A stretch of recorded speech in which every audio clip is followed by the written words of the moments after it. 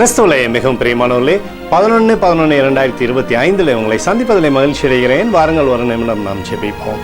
அன்பு தகப்பனே, இன்றைக்கு என்னுடைய பாதுகாப்புக்காய் ஜெபிக்கும்படி என் தேவனுடைய சமூகத்தில் வருகிறேன். என் தேவனுடைய நிறைவும் அன்பும் ஆசீர்வாதம் விடுதலும் என்னுடைய வாழ்க்கையிலிருந்து செயல்படும்படி நீர் செய்தருளும்படியாக ஜெபிக்கிறேன்ப்பா. எல்லா பொல்லாப்பு நாசமோச விலக்கி வரை நீங்கள் பாதுகாத்துக் கொள்ளுங்க. என் தேவனுடைய நீதியின் வலதுகரம் இவரை தாங்கி வழி நடத்துவதாக. இயேசு கிறிஸ்து சிந்தின பரிசுத்த ரத்தத்தை இவர் மீதும் ஒரு குடும்பத்தின் மீதும் செய்கிற சகல காரியத்தின் மீது பூசுகிறேன். ஆகவே இந்த நாள் முழுவதும் மகிமையின் ஆசீர்வாதம் இவரோடு இருந்து செயல்படுவதாக.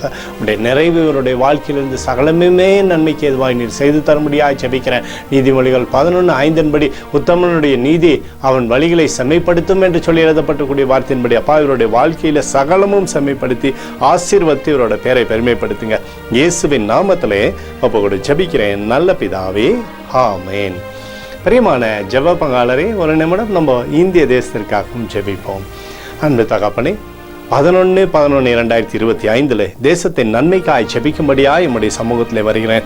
இந்திய தேசத்தை நீங்கள் ஆசீர்வதிக்கும்படியாய் ஜெபிக்கிறேன்ப்பா. இந்திய தேசத்தில் நன்மைகள் உண்டாகட்டும். சமாதானத்தின் தேவனுடைய கரம் இந்திய தேசத்திலிருந்து அற்புதத்தை செய்யும்படி நீர் செய்தருளும்படியாய் ஜெபிக்கிறேன். இப்படி கோலும் கைத்தடியும் தேசத்தை தேற்றுவதாக முடியும் நிறைவானது தேசத்திலிருந்து செயல்படும்படி நீர் செய்தருளும்படியாய் ஜெபிக்கிறேன். எங்களுக்காக அடித்து நொறுக்கப்பட்டிருக்கூடிய இயேசு கிறிஸ்துவும் அவர் சிந்தின விலையேறப்பட்ட ரத்தத்தை வைத்து ஒப்புக் கொடுக்கிறேன்.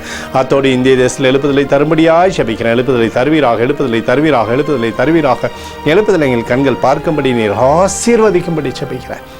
நேற்றும் இன்றும் என்று மாறாதவராகிய இயேசுவின் நாமத்திலே ஒப்புக்கொண்டு ஜெபிக்கிறேன் நல்ல பிதாவே, ஆமென்.